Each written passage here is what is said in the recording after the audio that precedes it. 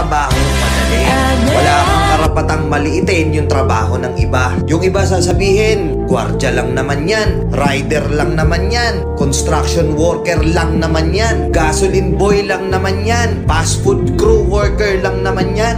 Pucha, nagkaroon lang tayo ng maganda-gandang klase ng trabaho. Akala na natin kung sino na tayong entitled sa mundong to. Minamaliit natin yung mga taong mas mabababa yung sahod sa atin. Pagkakaalam ko kasi, wala kang karapatang maliitin o matahin yung trabaho ng iba hanggat nagtatrabaho sila ng marangal. Walang trabahong madali. Lahat nagdadaan sa hirap. Lahat nagsasakripisyo.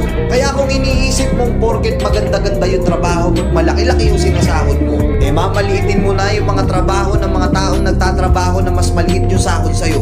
Mag-isip-isip ka.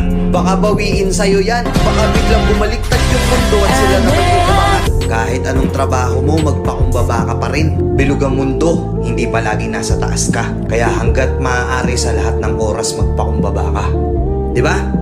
May kilala pa kayong ganito? Minsan na rin pa kayong nilait ng mga ganitong klaseng tao?